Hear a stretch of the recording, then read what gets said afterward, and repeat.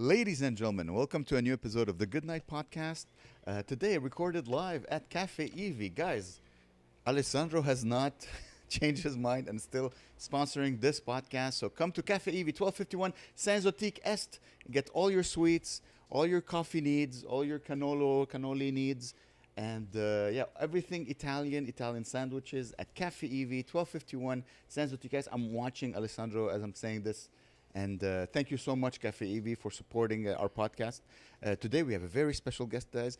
Today we're joined with a senior, I would say, a legend in the comedy scene. Let's go in between senior and legend. In between. That sweet spot of... That sweet spot. Who's that guy, but I'm not giving him money. No, he gets money. As you guys know, every guest that I have is someone with whom I've had interesting conversations offline in my life. And the man we have today, he's very kind. I'll start by saying this. That's very kind of you. Thank you. One of the few people who believes in young comics. You've always been supportive. You've always given me spots at like some of the biggest shows I've done were with you. But they were all deserved. Deserved? They were all deserved. Deserved. Oh, thank you so much. Thank you. Let me finish the introduction. Sorry. So I'm married, so I'm not used to getting a chance to get a word in edgewise. So very kind. I'm kidding. I'm very happily married. He's very happily. Very funny, very kind. If you have someone, if you have a child who goes to a school and the school ever did a fundraiser, or if you work in any companies in Montreal, you probably have seen him. Ladies and gentlemen, the one and only Mr. Franco Taddeo. Franco Taddeo, everybody. Woo! Thanks. It's nice to be here. Thank you for having me in the heart of La Petite Patrie. Is this La Petite Patrie? Yeah. Right? Is that? Yep. I used to live in this neighborhood. Yeah. But then I made money, so I got to move. How old were you when you lived in this neighborhood? I would say 25 years ago. Wow. 25 years ago. Wow. So it's like 25 years old or something. You're 50 now? I'm 55. I have to say, first of all, knock on wood, you look fantastic. There's a lot of men of your generation who are in comedy who stayed in shape. A lot of us died. I don't know those. That's why. Maybe that's why you stayed in shape. I think so.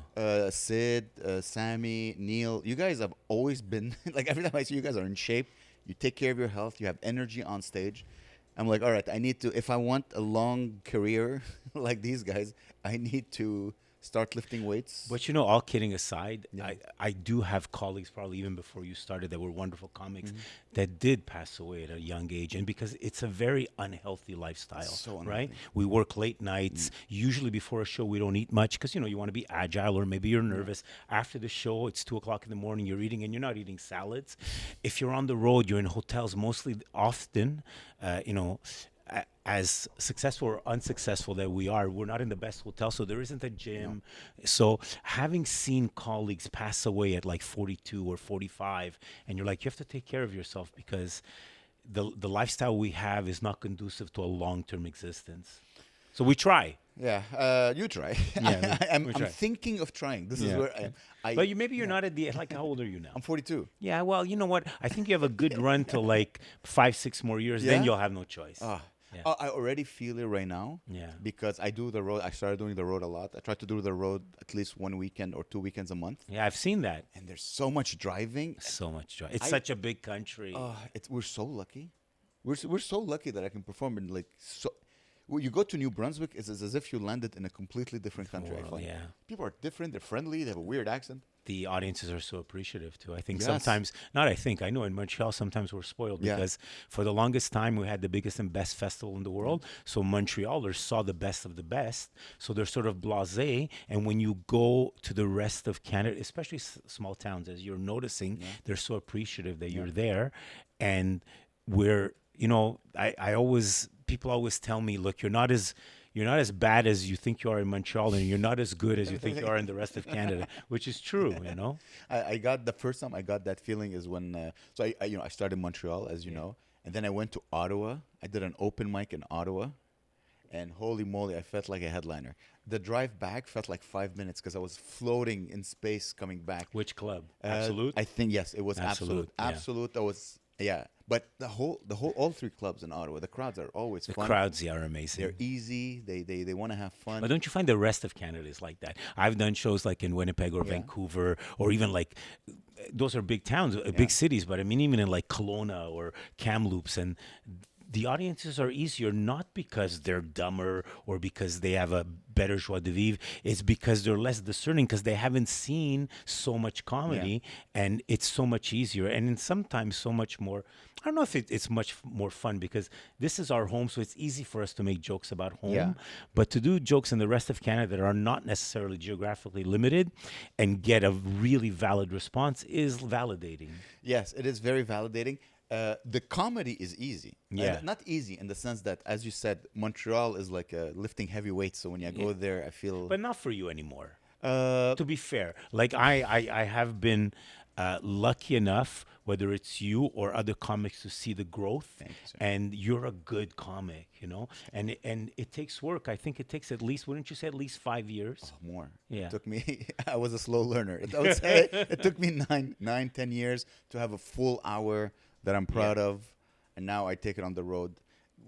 What's stressful on the road is selling tickets because no one knows me. Yeah, of So course. every market is a new market. Of course. So I go there and I'm like, they're like, who the hell is this Ukrainian DJ? The coming in?" thing is, and I think it's something, whether you're an older comic like me, or I would say now you're like an established comic, Thank or you. is that a lot of the young comics that might not have the ability we have on stage have this social media ability Yeah. that either has escaped us or that we're not using in a way that makes selling tickets much easier on the road. I haven't figured it out No, either. no. But I'm enjoying learning. I'm enjoying the process of building a business. This is what I'm doing right now. Yeah. It's the whole. But the most of us production, became comics because we don't want to be businessmen. I didn't want to. Right?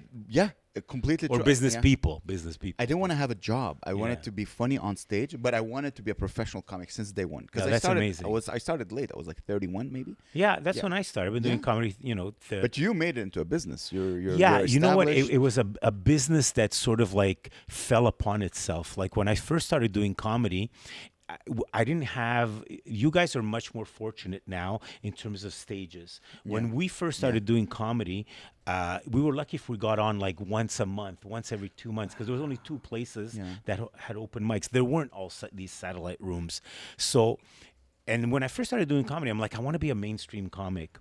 And then people started hiring me for like being an Italian comic, right? And I'm like, oh, there's so much more money in ethnic comedy, but you also want the validity of being able to make everyone laugh. Yeah. And I think I've been able to straddle the two. Like I'll headline major clubs, but I'll make most of my money doing like stuff where people pay to see me, not necessarily just go to the club. And I think that's where you make money, right? I always say when someone reaches out to me and says, Franco, I want to do a comedy show, I don't have a lot of pull. But if people say, hey, Franco, I want you to be part of a comedy show, then I have some pull, and then you can make a bit more money. So it is about name recognition. The easiest way these days is through social media. Yeah. And it's something that It is.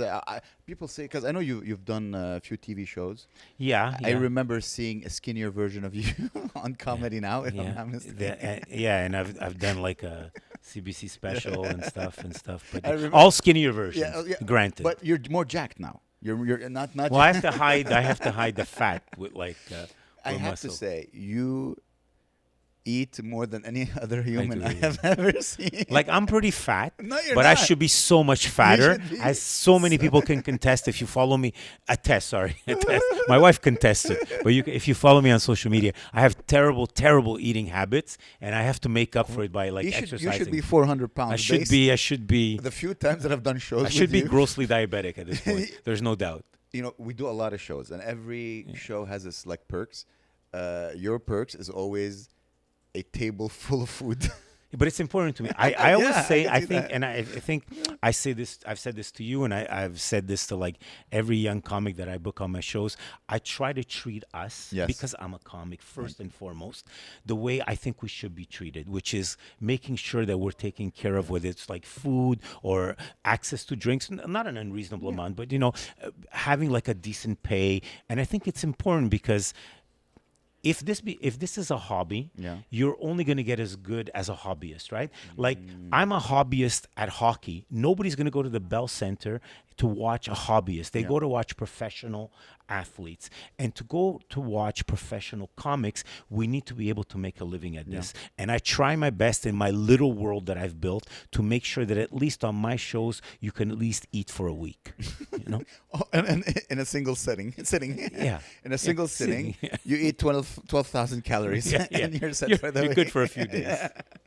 I have to be careful because I'm like you. I don't like to eat before I go on stage. Yeah, me neither. But I remember, I think I did a show once, and there was like a buffet, and it was like Italian. It's often the case goods, that there's a buffet. and there was like, but it was also a buffet of sweets, and I was like, oh, and I remember I had like a couple of cannolis, and then I got on stage. I'm like, whew, okay, I'm a bit slow right now. It affects you. The digestion, absolutely. That's when you want to be light and limber. Yeah. Like I always make a joke. I'm like, I want to be light and limber in case things don't go well and I have to run off stage. But yeah, you want to be light and limber. But yeah, I do so many of them that now I'm never blasé. Like I'm thrilled, much like you. And it's one of the things that I love about you. I can tell the joy you get when you're on stage. It's everything else might suck about this business, but being on stage, It's fun. It's the most amazing feeling in the world. And I can tell how that joy that you get, and that joy is easier to manifest on an empty stomach. That's what I'm saying. You can express more if the blood is going to your face. Yeah. But sometimes, and your limbs. but you're right. Sometimes there's so much food, and it looks so appetizing It that is. I'm like, I can't resist. Yeah. I always regret it, but sadly, more and more, I will have some food. But I don't know if you notice. Sometimes now it shows I hide my food under the table so the maitre d's or the staff doesn't pick it up, and then when someone else is on, I'll eat it. But yeah, it is a challenge. It's again very pleasant, and I appreciate it, Franco. Something also I noticed, you're one of the few comics who dresses up when you perform. Like, first of all, how long have you been doing comedy, Franco? So 20, like 20 we celebrate, was it last year we did 25 years? Oh yes, Yeah, it's true. 25 Yeah. years. You're roast. So this will 25 be years, 26 years. 26 yeah. years. Have you And always I've only been like- making money the last 18 months. which is a win. In Yeah, this, it's a in this win. industry, It's it's a win. a win. Have you always been like the sharply dressed man on So stage? I don't know how sharply dressed I am. You've always been in a suit. I've One- always seen you in a suit. One of the things is that I don't know if you remember my roast. Obviously, it's much more indelible in my memory than yours. Was my son who did comedy for a while. Yeah. One of the things he said that got like a big roar from that sold out crowd was how bad a dresser I am. Right. But he's a jerk. Yeah. Well, because he looks at he's putting you to his people in his generation. generation. Probably, yeah. I mean, these pants, I think they're beautiful because I'm an old man. But Yeah. maybe for him they're not. for great. him they're like, oh, Can they see the pants? no. Thank God. I'll ask Gabe to chop the balls. Just not Let's the ball, not. but just Let's not. Yeah, but you know what? It goes back to the same thing I was saying. Yeah. To me and you, I can't believe that people will pay us to listen to us. And I would never want to lose the specialness of that. And part of that specialness, whether you're on a date or whether it's like you're going for a job interview, that specialness is part of the way you dress, right? They always say you only have 10 seconds to make a good first impression. And they're like, you know what? We're paying this guy money, or yeah, no, you look fine. I mean, I think we're pretty much dressed the same. They're both wearing sweaters. One's green, one's black. It's fine. Franco, just so you know how special you are, this is a brand new one. Oh, that's so nice. I always wear so black nice. sweaters. Okay. I'm like, today I have Franco. That's so nice. I'm gonna wear. It works. I'm gonna wear a works. brand new one, so it works. shines. It looks nice. But yeah, again, I think Yeah. it's because to me, performing is special, and I want to manifest that way on stage in terms of how I present myself. You know, I have to. I performed once in a suit, and it was so I bad. usually don't do it. Sorry, Mike. Usually, you A have jacket. A jacket. Well, Yeah. When I Not say a suit, you could tell we're comics. He's got a jacket and jeans. Look at that guy. What a suit. what, Sorry, a, a jacket. Yeah. what a fashion icon. I thought you were gonna say go with another word when you start with fat. No. It's well, you know, when I started doing comedy, people would say that, and the audiences would laugh. Yeah. Right? Yeah, they still laugh. Yeah, but it's not exactly like avant-garde comedy. I always say, if you can make it funny, Yeah. you can get away with a lot. You can make a joke about anything. Exactly. It better be fucking funny. it better be fucking funny. Exactly. You know? And sometimes, because again, my influences, like Louis C.K. is my big influence. Sometimes. Oh, really? Yeah. So maybe I won't be alone in a green room with you. No. Only his offstage character is what I like. His onstage character, not so much. No. And I sometimes just being blatantly stupid brings me a lot of joy. Like when I Yeah, say but I don't think that's stupid to just say the F word. yeah, it is. Because there's no reason to say it. Yeah. And then you say it, and it's just for me. Like it It's a brings me- release. it's just it makes me. Any other taboo words you'd like to share with the audience on stage? Again, I just want to point out, if people come to my shows, Yeah. sometimes I'll allow myself to be very stupid. Not when people hire me. When people hire me, I stay professional. Usually, But usually. okay, it's interesting. You have a few jokes. I'm like, oh, like about your gay son, Yeah. and it's edgy. It's Yeah, not it's not an easy joke to tell. No, it's Yeah. not an easy, and sometimes you can tell by the reaction. But like, I always think that, we can always be like village idiots. That's what we Yeah. are, basically, right? But sometimes you can take an audience somewhere else, and also the surprise of a joke sometimes can make people appreciate you on a different level, right? He's not just a clown, He's a clown. I want to be a clown always, Yeah. but if we're clowns that make them think once in a while, like I do this whole bit about having one of my sons is gay. Well, jury's still out on the last one, but and I've had people come to me and say, you know what? I've had parents come to me who are struggling. For me, it was never a struggle. My sons are my sons, as perfect or as imperfect as they are. I will love them as my blood, right? And I'm not a religious guy, but if we're made in God's image, obviously God's making some gays. Yeah. I don't know if you've been around the city, but to me Most of them, it was never a struggle, right? But I know for some people it's a struggle, and I think as artists. Yeah. That's one of the wonderful things we can do is expose people to that. And before doing that joke, I talked to my son about it.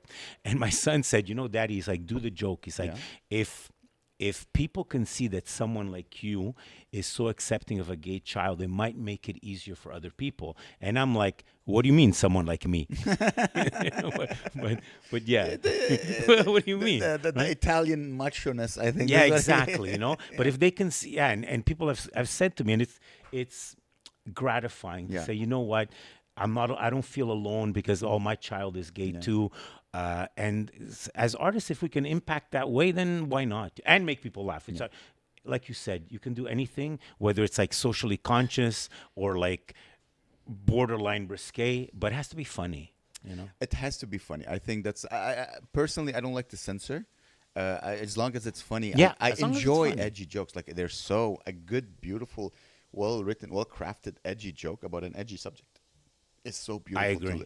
to I listen to. And I mean, I like to be smart. I like to hide my intelligence. We do that, right? Yeah, it's very important because that's why I don't wear my engineering. Because it's ring. off-putting to some people, right? Because if you also, I don't like to feel smarter than the crowd. I want the crowd to feel whatever.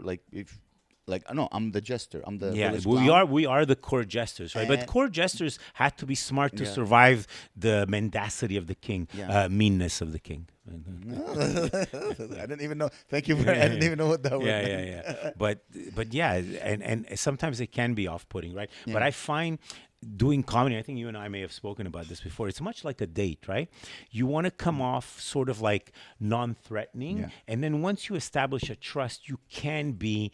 You can highlight your intelligence or your risqueness because they like you already, right? You can't be harsh or I'm better than you off the top because you're like, I'm not fucking this guy. Unless they know you. Yeah. Unless it's the fifth date.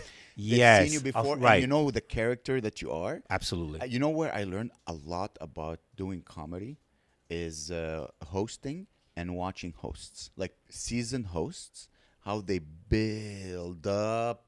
Like we start just easy breezy jokes, fun jokes, ribbing a little bit, and then 15 minutes in, Then you take them. Now, not once they know, like, okay, he's funny. Yeah. He's not. He's. You have to establish credibility. You have to be like, and especially for a host, you don't want to necessarily just do banter, but you have to be able to do some banter as a host because it's a very like self-sacrificing thing. You're sacrificing yourself for the fluidity of the show, and if you don't do any banter, then they're like, "How are you different than all the other acts?" And then the other acts are like, "Well, he didn't do any banter. I have to do the banter." And if you can't do banter as a host, then it takes away. They're like, "Well." I might as well just like listen to anyone else, right? You have to bring them in. I always say that, emceeing is probably the hardest job. Headlining is the most responsibility, right? Because in the end, you're the last plate that they leave the taste in their mouth. But if the MC didn't do a good job, you're gonna have a hard time making sure that they leave happy. It's a different muscle. I find hosting, because I've hosted for so many years before I got to headline. It's very hard to headline in this city. Now, there's not a lot of opportunity. In this country. You can headline in the country. No, but I mean in the comedy clubs. In the comedy clubs, yes, for sure. Because when I'm headlining, and I've headlined numerous times now, there's always somebody who's going to interrupt you. Yeah. And if you don't have, you haven't been hosting for 7 years, and you know exactly what to say just to get the crowd laughing, put the person kind of in their place, and keep the flow going. I'm like, I'm so happy I got to host all these times. Because then you have no cred as a comic. Yeah. Because if you're like, oh, don't interrupt me, I'm just in my routine. They're like, oh, it's like a TED Talk. So many comedians I find who have that, where they're like, if they can press play and perform, perfect. Yeah.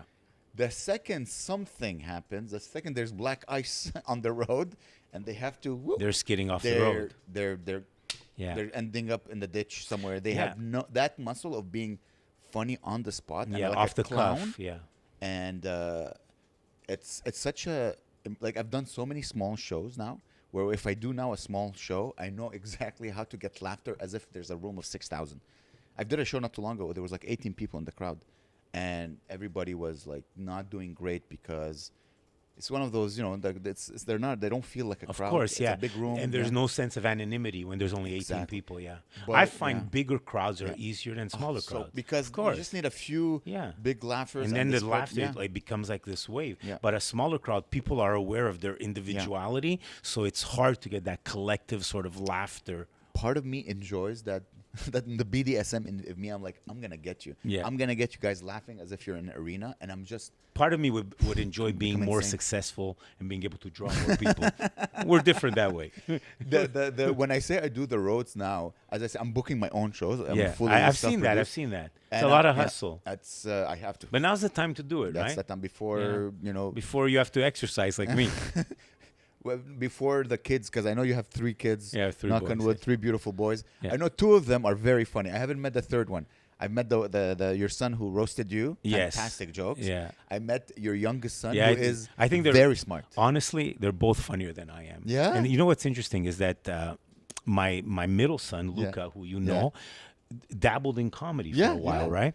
And very funny, very handsome. He could have had a huge career. Thank God he looks like his mom. Yeah. Thank God he looks like his mom. You loved him too much, Franco, so he didn't go in show business. Yeah. But that's the thing, right? He was like, well, when I first found out, I didn't know, right? You didn't know? No, at all. You didn't know your son was doing stand-up? At all.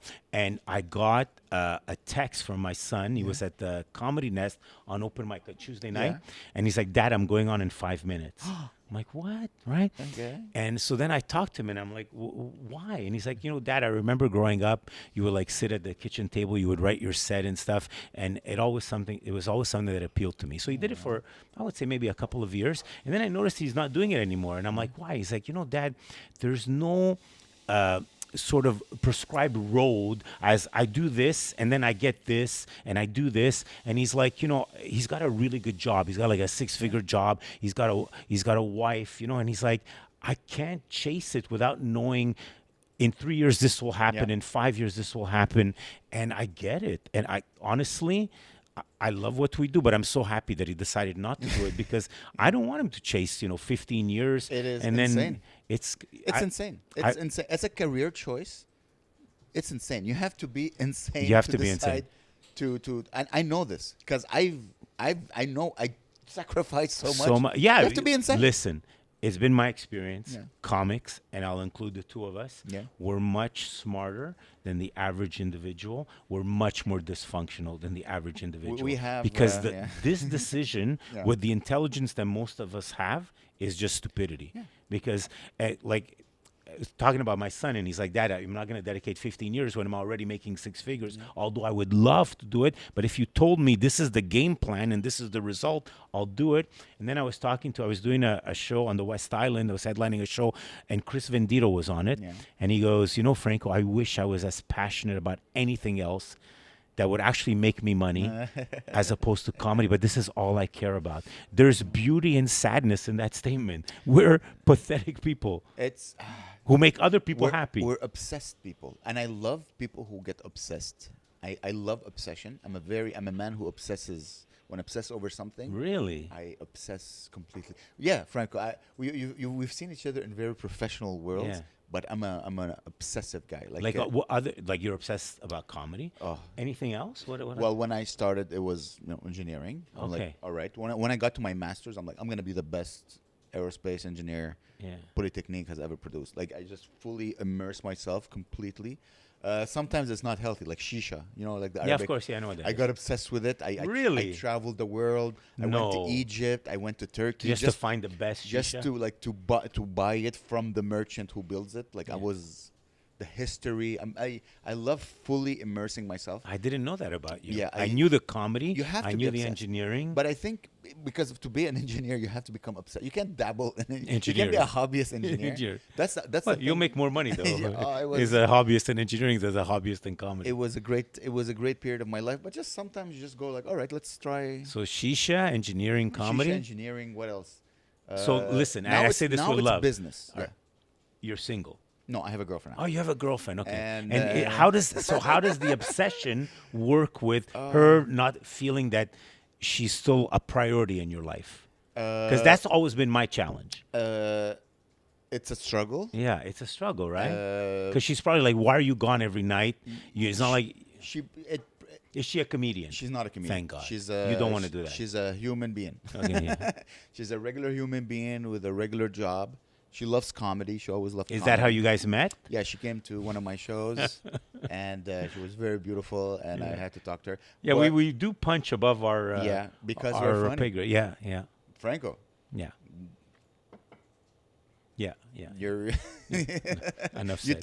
talk about her. I mean, yes, but I mean, I'm not the only one that has like It's true. a wonderfully looking Yes. partner. Right? And I'm working on so that she Yeah. becomes my wife, and I go, Exactly. huh? Yeah. It's funny we talked about it yesterday because You and her? yeah, my Okay. girlfriend and I. What's her name? Can we say? I don't. Okay, okay, I all keep right, it- all right. I keep it. Oh, Nobody that's knows her fine. name. I don't. Oh, we have the. Sorry, I do. Oh, hey! Oh my God! Oh, this is Alessandro, awesome. thank you so much. Ooh, what do we have here? Let's tell the people. You got some Italian cookies, Ita- biscotti, and a zeppole. Thank you so much. Yeah, thank you. Thank you, That's all so right. nice. Please, Yeah. So please. they, anytime you want to come in the heart of no, La Petite Patrie. The food was so Cafe good, I Eevee. couldn't think anymore. Please have a Cafe. bite while I tell the story. Yeah, go ahead. I'll have a biscotti. I told Thank her. you, Alessandro. I always tell my girlfriend that it must be bittersweet for her to date me, because I work all the time. I know, and she likes that. She no girl wants a guy who's lazy, Yeah, of who course, doesn't of work. course. I'm working all the time. I'm putting hours into my career. I work on the creative. I work on the business. But I'm still kind of broke as an artist. So Well, obviously. it's tough for her. It's bittersweet. The joke I say is it's like meeting the most beautiful woman on the planet, and then you get naked, and then you find out she has no holes. You're like, oh, it's bittersweet. You're like, all right. You have plenty of holes in your personality, but Yeah, that's my person. So it's very challenging. how long have you guys been together? About 9 months. Oh, okay. about So 9 it's months. relatively fresh. It's relatively fresh, but for some reason in my relationship, it always gets like if I like someone, just all right, you're my girlfriend, my future wife. Well, I mean, I don't. We're not kids anymore. Might Yeah, as well. Yeah, You know. yeah, exactly. We're not. No, but even when I was young, I'm like, once I love someone, I'm like, all right, I could see myself with the. If I The call problem someone is, a could they girlfriend, see themselves? Yeah, That's that always is been the challenge. I always tell her, sweet, like you're taking a gamble, like you're Yeah. taking a gamble with me right now. Like, will I make it? Has she been in long-term relationships? Yes, Okay. she's one. Okay. Any kids? No kids. Okay. So if we want kids, I have to. I always joke like every time we talk, I'm like, I gotta go to work. Every time she's like, "Oh, it'd be nice to have a house in this neighborhood." I'm like, then I know the prices of the house. I'm like, I gotta go to work. I gotta go make money. Yeah, But, there yeah. is. Yeah, exactly. Because that's where I was going with when you're obsessive, which is important if you want to make it in anything. Yeah. But then life gets in the way, and I don't mean that in a bad way. Like I feel so grateful that I have a life partner, that I have children. I feel they complete my life, but obviously it takes time away. Like you, I don't know if we can say this, but tonight you have a show, right? Yes. You asked me, hey, do you want to come do a set? Yeah. And I'm like, I need to check with my wife and kids, see what we're doing and stuff, right? So it does get in the way, but it's a compromise I can live with, you know? But it is a compromise.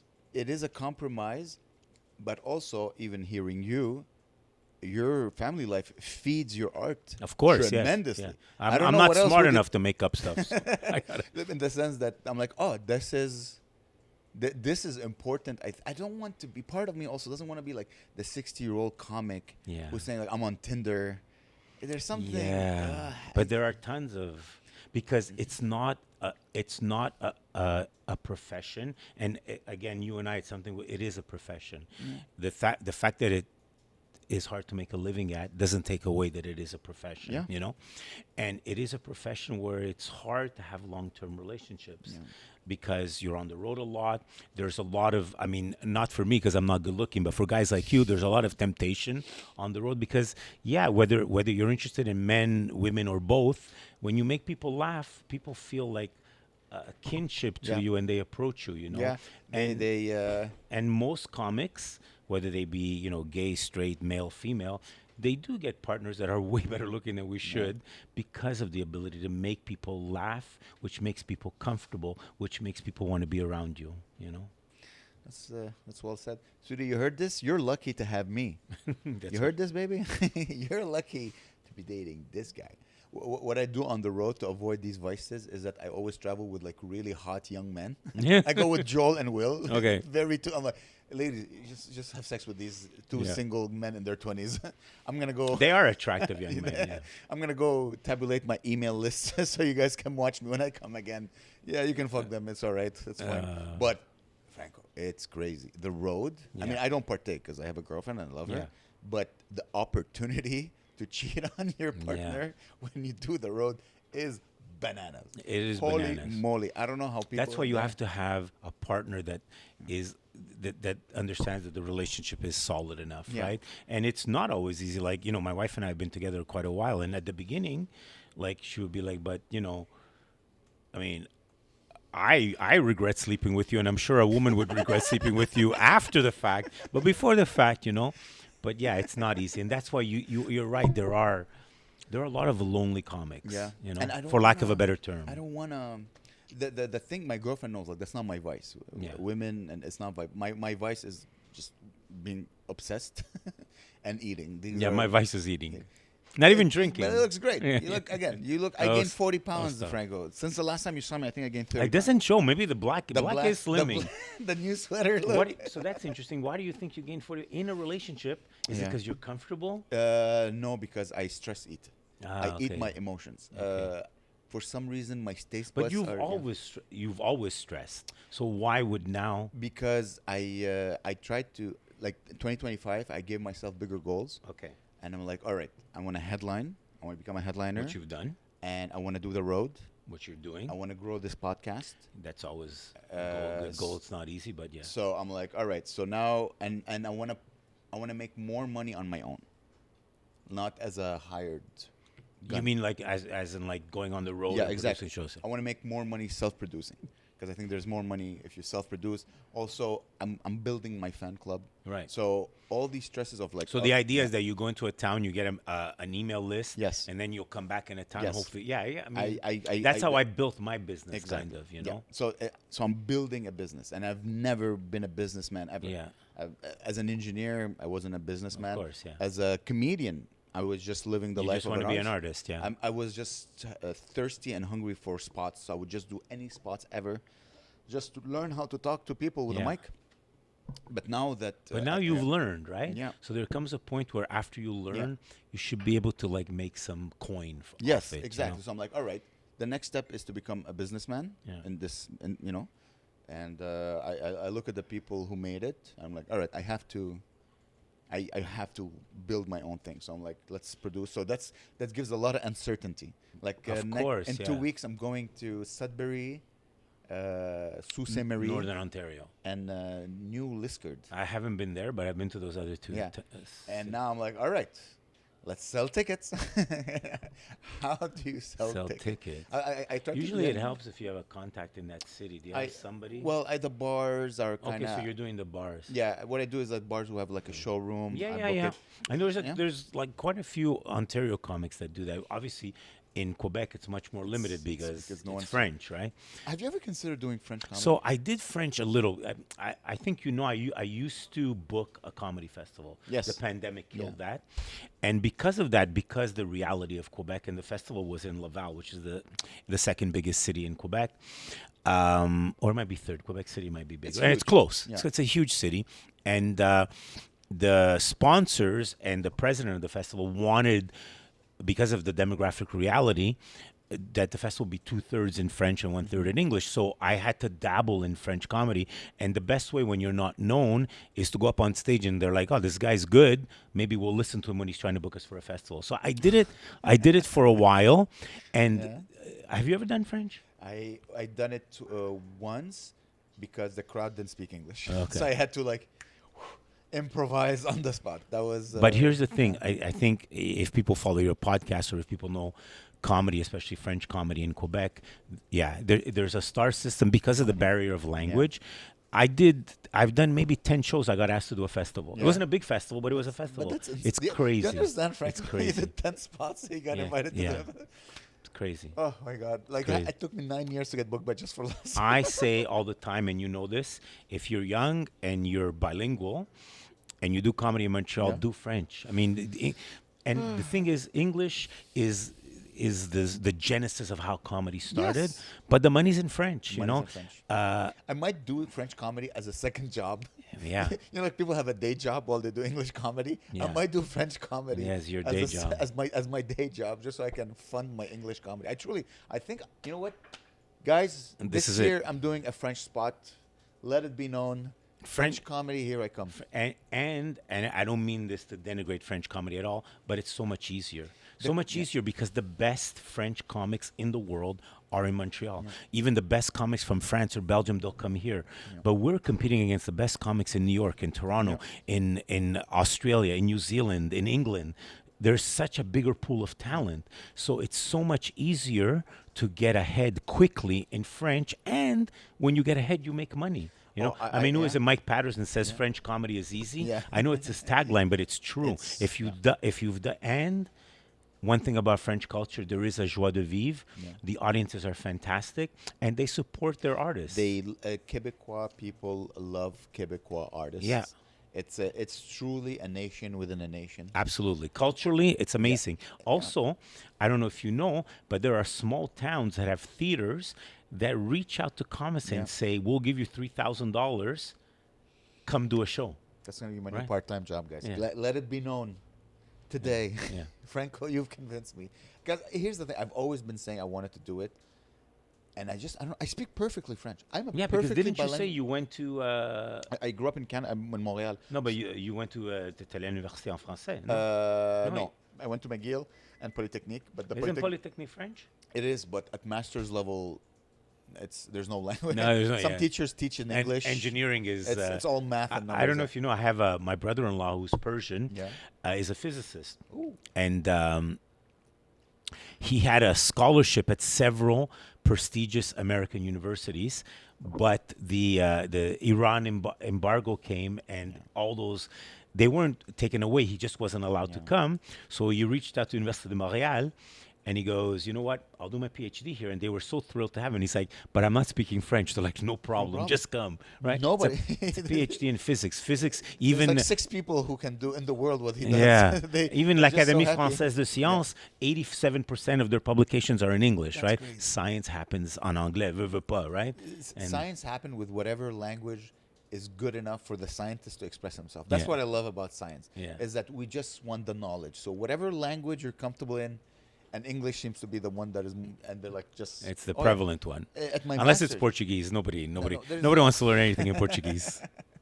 It's funny, I remember during my master's, I would sit in a class, I would look around, I'm like, oh, nobody speaks French. At Polytechnique, I'm like, don't tell... 3 Persians, 3 Chinese, me and maybe one Quebecois, but Yeah. he had to adapt to the Sure. fact that the teacher didn't speak French. That's how It's like being a white guy in the NBA. it's being like, exactly. You better learn. Guillaume, you're on your own, buddy. Yeah. It was Guillaume, fun, you're though. now Gary. Yeah. Yeah, Guillaume. Now you're William. Now you're William. William. Yeah. But that's I think what's good about Montreal is that the English scene is tough, so it forces you to be a very good comic. Yeah, you're right. Because yeah. don't you find when you go elsewhere, and again, it's not to throw flowers at, that we're so much better than these comics that like they're like slogging through in like even major cities, you know? Yeah. Because you have to be good here. There's very few comics that impress me from Toronto. Yeah. And I've been to Toronto, and I've seen comics come from Toronto. There's something about that. I'm like, some of them are excellent. Some of There's them, a yeah. few, but The ones that are excellent usually leave Toronto, though. they usually leave Toronto and they tour. They're like, oh, we can. Yeah. There's a guy, Synagoga. Mark, yeah. So Mark funny. Anthony, yeah. So funny. Yeah.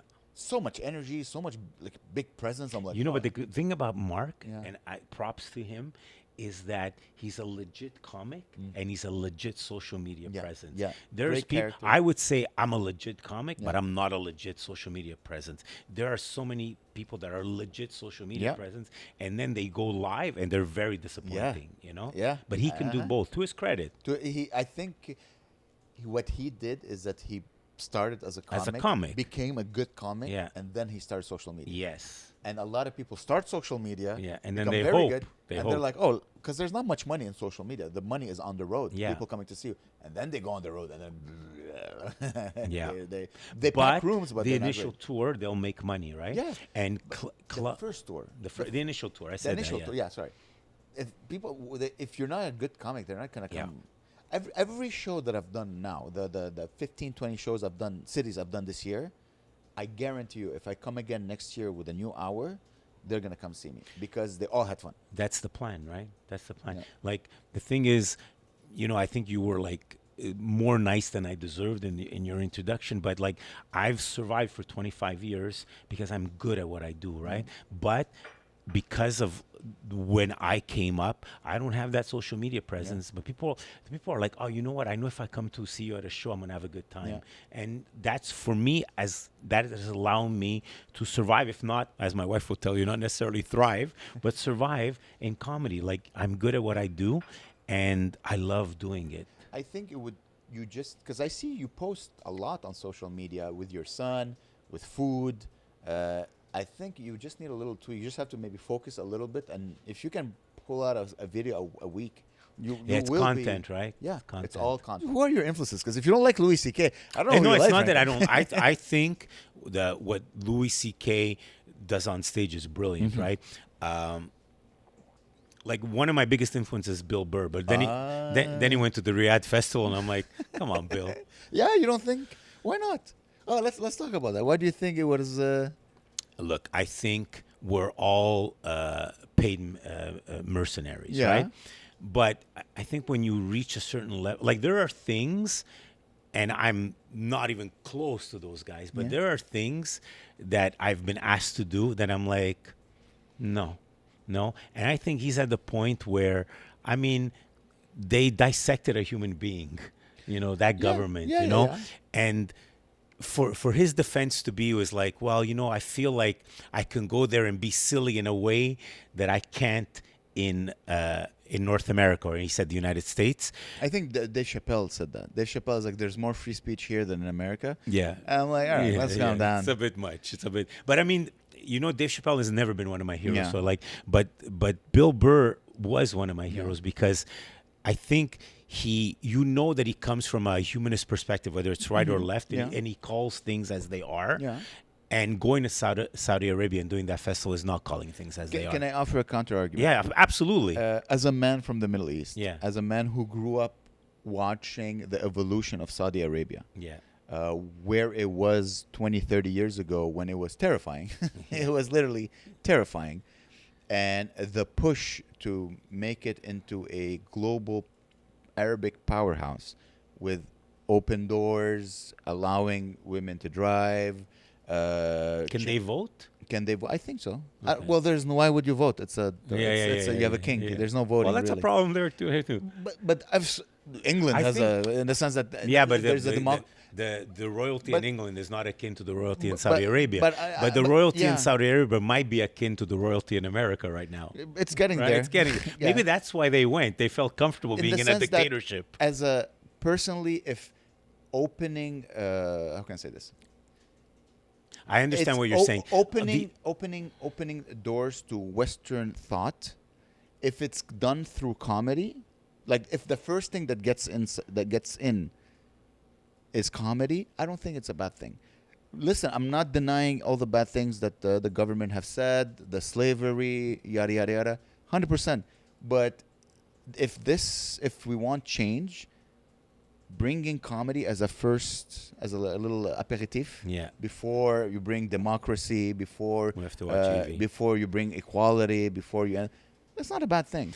You know what? I don't disagree. I just But think that- it's an optimistic perspective. And right yes, now, of the course. world we're living in, it's hard to be optimistic, right? It's like when they had the you have to be optimistic. when they had the, and I know it's not Saudi Arabia, but when they had the World Cup, Yeah. it's sports washing, right? It's again, you brought up like how many people from Southeast Asia Yeah. died to have those those Yeah. sports complexes made, and the thing is, I don't think much has changed, and obviously it's not. It can't make things worse bringing the World Cup there or bringing the best comics in the world there. But I think if there's any change, it's a minutia, and I disagree. Sports Yeah. Cup, I agree with terms of football because just people playing. There's no, but comedy, it's people's thoughts being shared. agreed. But my understanding Yeah. is that they were given topics Of that they course, couldn't it's talk a about. it's a first step. Right, but I'm saying how much change can you make if you can't push the envelope? I think You'll get there. I think, and Yeah. this is a good turn of phrase, the only envelope they went to get there was the money envelope.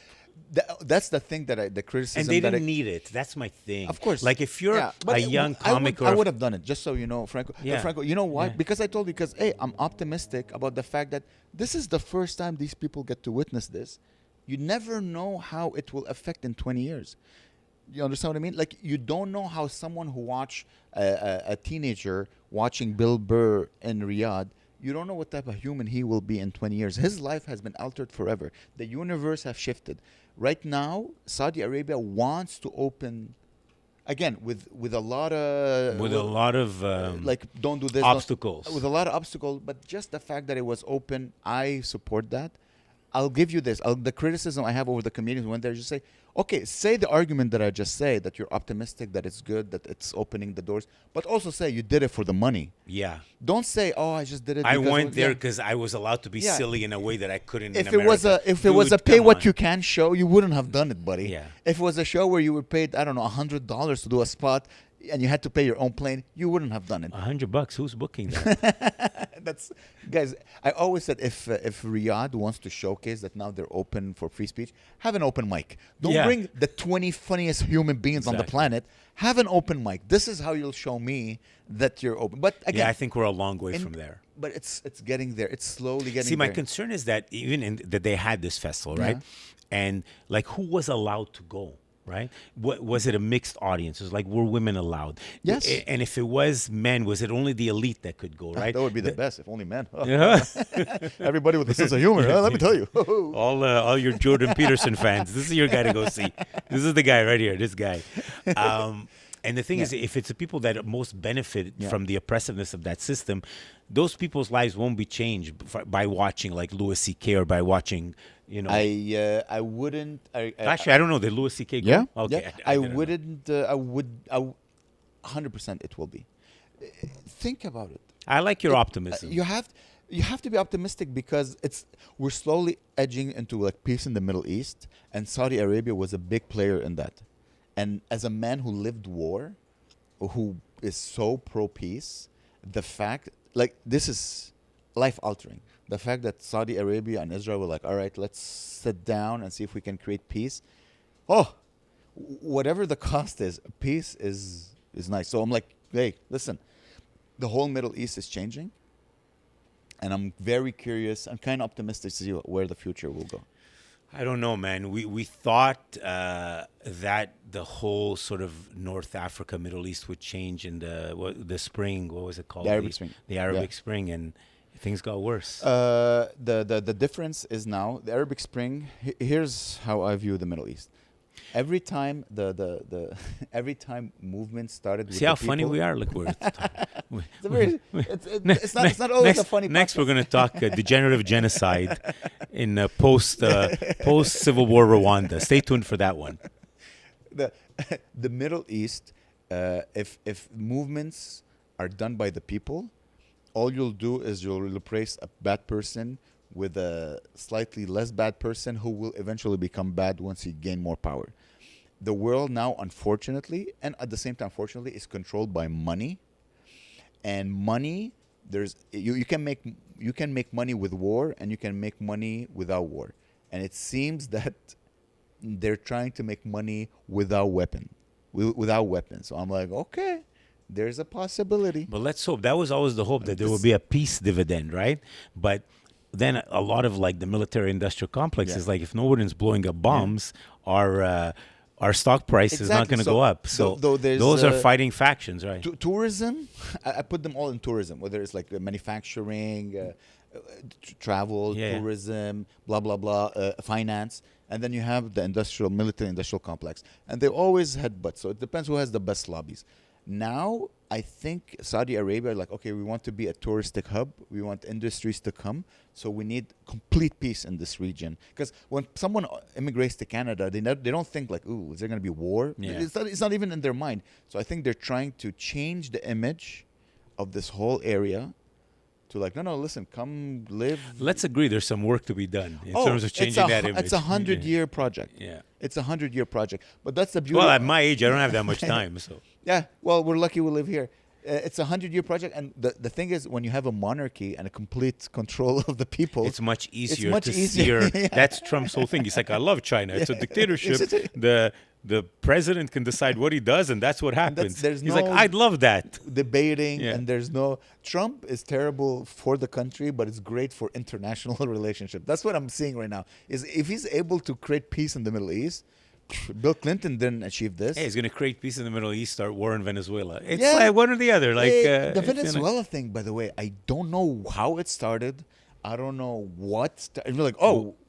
What's happening? What did you say? You said the world is controlled by money. Yeah. What does Venezuela have? Is it oil? The second biggest oil reserves in the world. And Exxon and all those companies, they want their hands on that because he nationalized that. So you... Oh, he nationalized it. Yeah. He pulled an Ayatollah Khomeini on see, here's the thing, okay? Yeah.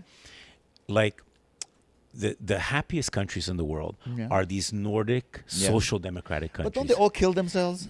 No, maybe, but I'm saying the people that don't kill themselves have a happy time, you know? And the difference is, like, I was reading, again, comics. Norway has this oil wealth fund. Yes. And it's something like $6 trillion, right? Canada has as much oil reserves as Norway. The difference is that Norway is like Exxon. You want my barrel of oil, I get $40, you get the rest. Canada is like Exxon. You want my barrel? Here, give me $6. That's the difference. So, I'm not anti-capitalism. I'm just like, everybody has to benefit. I'm not saying you can't make $1 billion, but maybe people should make more than $8,000 a year. And I'm talking about comics, to be clear, comics. And child laborers, the two people. But, the thing is, capitalism is the best system of all the systems that suck. So they all suck. But this like end stage capitalism where just in the United States, 3 people own as much as not about the bottom, just the 182 million middle class, that's out of whack. You know, and a person that has a science background like you, an engineering background, one of the fears of AI is that eventually it'll be smart enough or powerful enough to say, you know what the problem with the planet is? Humans. We don't need humans. And a society that allows 3 human beings to have as much money as 186 million doesn't make sense for anything that's logical. And maybe AI will fix that by killing all of us, you know? There's the lack of optimism to dovetail this conversation. It's the thing. But you get what I'm saying, right? Short-term terrifying thing that terrified me short-term is when Trump became president. Me too. And For me, democracy means sometimes someone who you don't like will get elected. Yeah. It doesn't affect me. I'm okay with this because we're lucky. Every 8 years or whatever, we can kick him out, get another one. Hopefully. That's Hopefully. Hopefully. What terrified me is that, like, when I was watching the videos of his inauguration and I saw the people, Right. I was like, oh my, this is who Zuckerberg, Bezos, all of them, the ultimate, like the AI guy. Yeah, the Altman. Yes, Altman. Sam I'm like, Altman. oh, you're surrounding yourself because you're a businessman. I get it. You want to surround yourself, but these people have no interest other than to get to that level. Your only interest is that how can I make more money? Yeah. I'm like, ooh, I don't like the fact that have a couple of scientists, have a couple of Nobel Prize winners. It is absolutely terrifying in that sense that just have these are people who just want to consolidate power and control. Yeah. Right? The good thing about humans is that history has taught us if we start getting choked a bit too hard, we burn down castles and we chop the heads of kings. Yeah, you know what? We do that. It's interesting that you say that. I'm not sure.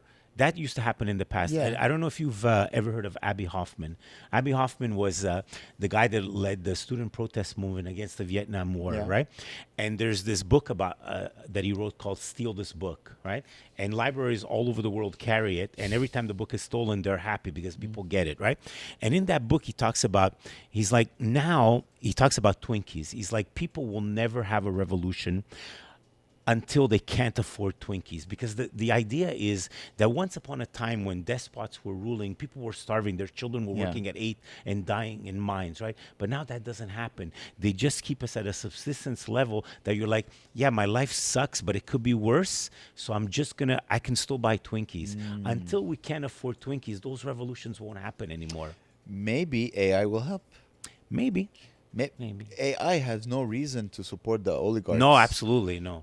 No. Right. So maybe we can use AI. I use AI for comedy purposes. Do you? I love AI. Really? Oh, what do you find? It polishes a joke or what? No. Right now, I'm using AI mainly for promoting. Okay. I started using for joke writing. I've tried it. It's very cheesy. It's not funny. It lacks, it's stilted, right? It's like an old-fashioned robot. Yeah, exactly. It doesn't walk like a human. There's no comedy. The idea of a setup punchline.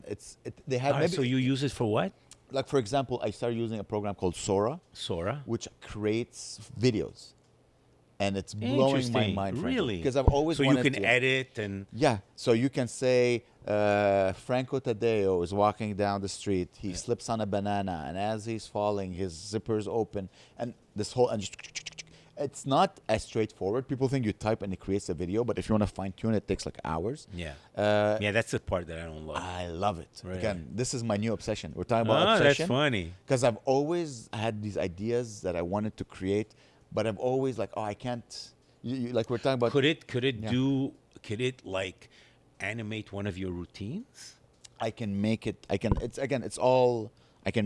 tell it, take this joke, turn it, but it's a lot of work. It's like programming, right? But it's with prompts. Okay. I've made a couple of funny videos. Maybe Gabe, I'll send them to you. Put them right here. Yeah, maybe like when we're talking. Yeah, have it. That would be great. That would be great. It's so fun because I get to create worlds that I can't create. Who's Gabe, by the way? Gabriel Omasi. Oh my God! Hey, Gabe, how are you? He still edits the podcast. That's why Montreal misses you. Yeah. Oh, baby, I love you. He's coming.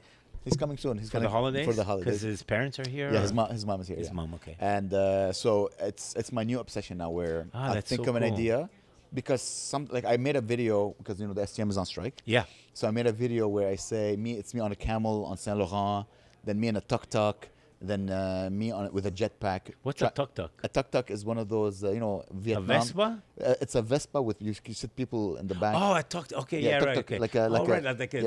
Those like human cabs. Exactly, human cabs. Exactly. So just a couple of, and I made it, and it's a good ad, and I'm just enjoying. You posted it? Yeah, I posted it. I'll send it to you. Send it to me. Also made one where I'm a genie, where someone's like, "Hey, can you make a wish?" And I make the wish. It's gonna change the world, Franco. Yeah, there's no doubt that it will change the world. The future, I don't even know what it looks like, because remember we were talking. I made a joke about when I roasted you, and you were telling me that you're trying to get your son into programming. I'm like, Franco, that is the worst advice to give. Because AI will do it. Because AI is gonna do all of that. Yeah. AI is. So what happens to all those coders? I think either adapt or die. Yeah. It's either The dog eat dog it's world, like right? the cabs. They all became Ubers now. Yeah. So So now they're Yeah. Ubers, they're Lyfts, Yes. and they're cabs. Adaptation. That's Yeah. good. That's for me. That's a sign of someone who can adapt. Yeah, it's tremendously fun. So who's gonna check what the AI coding does? That's my thing. In the end, is there a There's human? always going to be a human. For now, right now, like as I said, making a video takes me 2-3 hours Right. because I have to look and modify and check and improve and look, and it's still I'm still prompting, I'm still typing, but it's not a like a Pascal or C++. It's not a programming Yeah, code. the It's prompts just are clear, right? You just like I'm just talking to it. Yeah. But the way you talk to it, so you develop a way of speaking the language of the AI to create the in my case the video or the posters. I use it to create posters. Oh, really? Yeah. I And can you modify print out posters. those posters? Yes, of course. Oh, that's Yeah, amazing. You can. It's very. You see how old I am? No. Go ahead. Franco, in 20 years from now, you're gonna watch a video and you won't know if this is AI or That's real life. scary, but that's scary, right? No, I think so, right? no, I don't think so. I think Because like, what if they put the words in the mouths of somebody you trust? they Right? already do that. Yeah, I know, but right now it's easier to tell. But again, I have trust in humans in the sense that humans will accept bullshit to a certain level. But at a certain level, we're like, no, we want. So we'll find a I way. agree, but to- what if you don't know that it's bullshit? That's the caveat, right? That's the fly in Well, the ointment. it's right? like now, like you don't trust any of the news. So, anybody shits on the other, like the liberals shit on the Republican news, and the Yeah. Republican news shit on the liberal news. So people are No, so but there are blasé. absolute truths, right? You're a guy of science, Yes. right? And that's the thing. There are absolute truths, right? Like you can argue with people that tell you the world is flat. You're Yeah. like, come on, man, Yeah. you know. So I don't agree. Like I think in terms of all this, like alternative facts or people that didn't agree with truth. Yeah. Right? Yeah. They're like, oh, I don't believe in vaccines, so I'm going to have my own. I'm going to listen to a channel that tells me that I'm right. The thing is, once upon a time when you had just mainstream, Yeah. they were agreed upon facts. Yeah. Now we're arguing facts, and that's not healthy for a society. That's not healthy. I agree. The good thing, Franco, is that people who want to control us also want to be able to control their narrative. So they're gonna put blocks so that they're. And you understand what I mean? People who want to cheat us will use AI to lie to us. Yeah. But people, how can I say this? People who want to tell us their lies will make sure that only their lies are Get being through? said. Get through. So everybody's going to try to create a stop to fake news in a kind of way. So I think the level of distrust is not going to move much. We're going to distrust the news or the government or whatever as much as we do now. It's just going to be on a bigger scale, but it's going to be the same percentage. I don't know. You don't. Like we you won't- don't. You don't. Trump won't want to have a video of him saying we should nuke North Korea. You understand? yeah. So, but he wants. But us he to might like, want a video of we don't- should nuke Chicago. You know what I mean? So, Yeah, you know what I mean? That's he the doesn't thing. need AI for Yeah, that. In the sense that people will find a way to make sure that to control that tool. I think so. I don't know because definitely. I mean, You have to be optimistic, Franco. We have to. Come on. Look, I believe. You have 3 kids. I believe in humanity, Yeah, but I don't know if I 100%. believe in humankind. You know what I mean? Ooh, wow. You know what I mean? That is But deep. because definitely the level of trust in whether it's mainstream news or government or institutions is less. less. Absolutely, right? It's gonna stay the same percentage. I truly think so. So you're saying we've bottomed out? The percentage as is going to be the same whether it's AI takes over and then you have Trump doing the Macarena. Well, I don't think he needs AI for that. I don't know if you've seen him dance, but yeah. In that sense, I think to regain trust, it won't improve, but I don't think it will go back. To regain trust in the news, I think that these times are over. I think everybody now is a journalist with their phone. People believe videos they see on their phones Yeah. more than they see the news.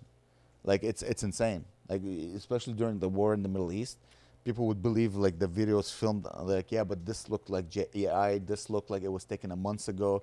And you're like I don't know what to believe anymore. It's tough, so yeah. it just creates a little I don't care. But there are some absolutes, even if we're not going to get into it, yeah. but even if we're talking about the war with Israel and Palestine, there are some absolutes, you know. And we're not going to get into them now. Peace is coming. That's what I tried to say. You know, I had a joke where I used to say, like, I wanted to have a comedy festival, call it Intifa Haha. Yeah. See, this is. But nobody, everybody told me it's a bad. I'm like, it's a great idea. You know Intifa what? Haha. It's funny but hard. That's my life. That's cool. I lived that life. Yeah. In the sense that for me, it's funny. I lived war. I've experienced the terrifying consequences of war, and if I can make jokes about that, Which is I why should be allowed. Which is why you're here, right? Yes. Yeah. So, tell me a bit about the backstory. Okay. At the age of 11, I left Beirut, and I came to Canada. So I lived 0 to 11. It was civil war all my life. Schools closing, no electricity, bombs falling on our Yeah, buildings. and eventually your parents got tired of it. And my dad first came here Okay. to set up a little bit, and then a few years later we came. And you have brothers or sisters? I have an older brother. I have a younger sister. Yeah. They're here? Yeah. Yeah. Okay. Mom, dad, sister, brother all live in Canada. Okay. I'm blessed. My aunt as well immigrated. So, yeah.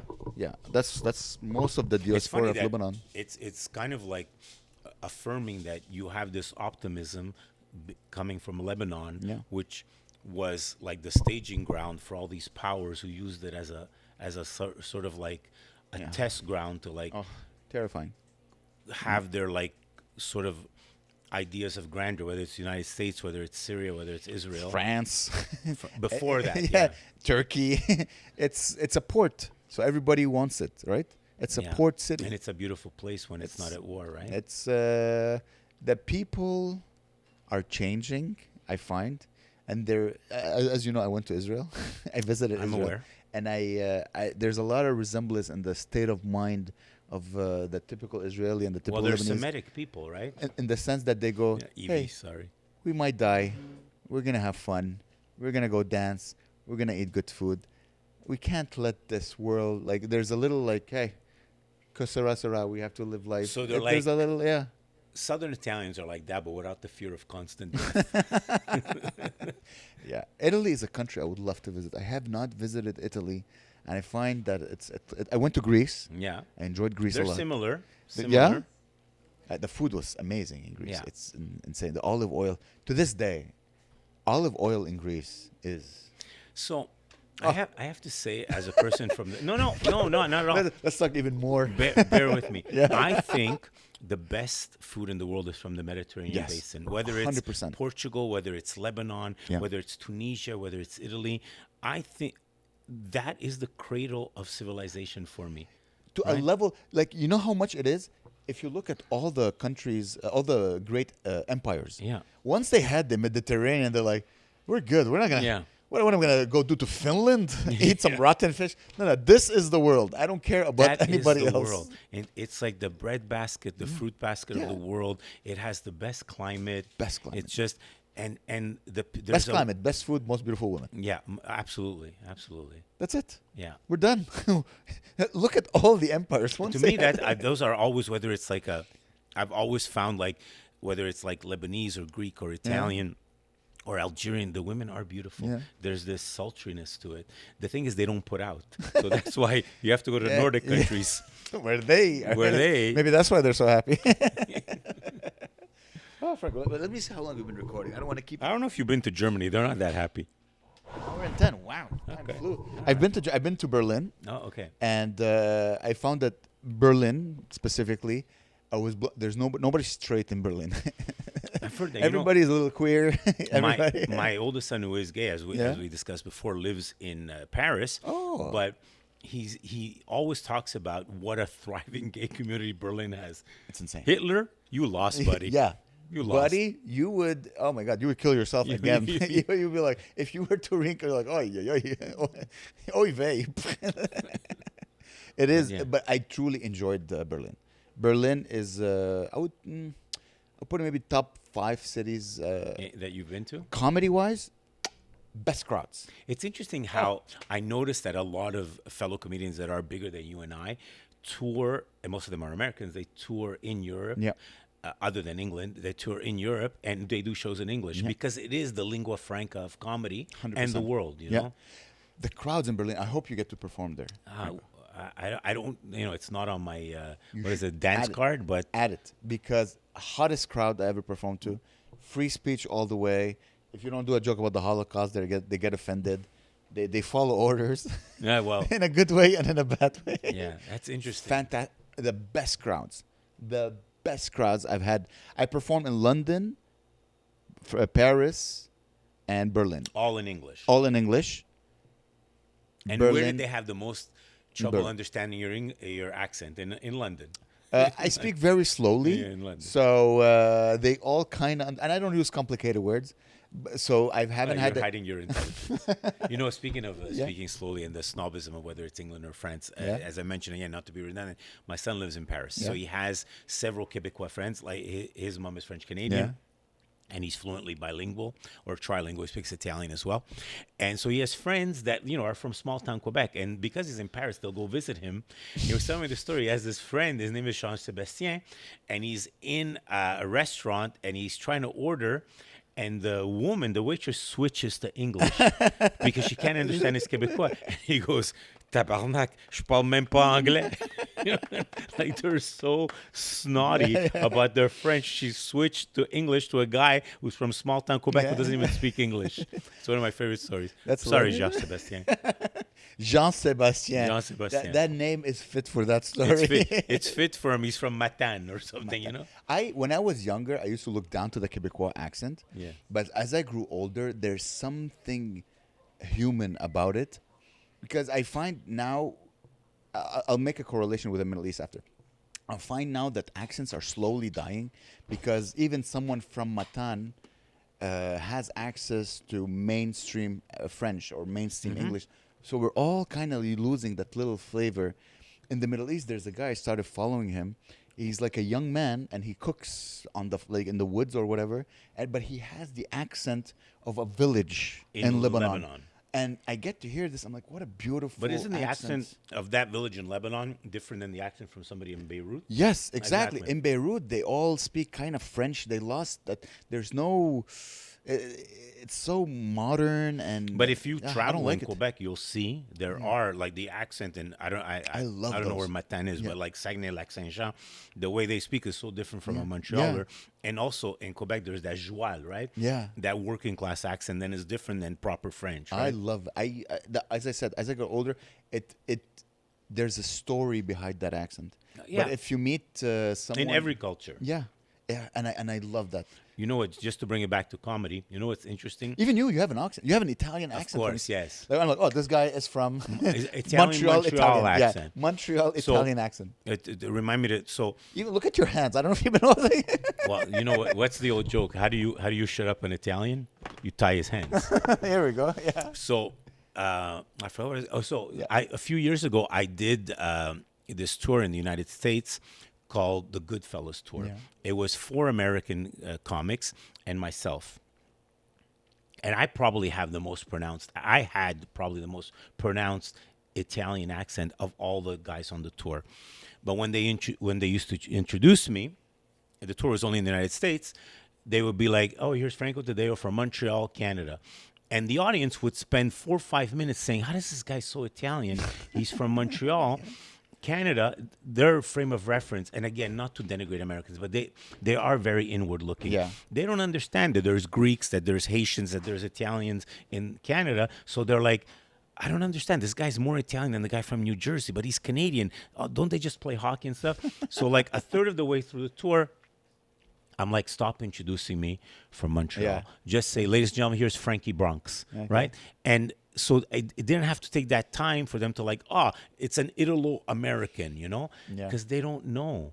And our accent is very distinctive, Your accent is, I would say, a modern, not your accent, but like Montreal Italian accents. It's, you take New Jersey Italian, but you refine it a little. There's a bit more refinement, and then you get the Montreal Italian. Italians, I find, are like Jews in the sense that you can be third generation Canadian, you're Italian. It's a really fair point. And I think the Jews have the religion to sustain them. We have lasagna. So that's what keeps both cultures in check. Check. That is true. I think Franco, that is a great Yeah, line great, to end yeah. this. Thank you so much for doing the podcast. It was my pleasure. I really enjoyed doing I it. really enjoyed it as well, guys. Thank you so much. Follow Franco Taddeo on Facebook. Yeah, and Funny Franco on Instagram. And Funny Franco. I'll have it in the link below, all the links, so you can find him. Go watch him. You will have fun. You will laugh. Bring your mom. Bring your daughters. Everybody can enjoy a Franco show. It's always a pleasure him seeing hosts and making people laugh. Franco, you are a pillar in this industry, and thank you for thank you for being you. Thanks. That's so kind of you. Thank you. And for having me. thank you guys for listening. And yeah, stay tuned. Come see me on the road. And yeah, that's it. Thank you, Eugene. I love you. Thank you, Gabe. I love you. Bye, guys. Bye. Bye. Bye. Bye. Bye.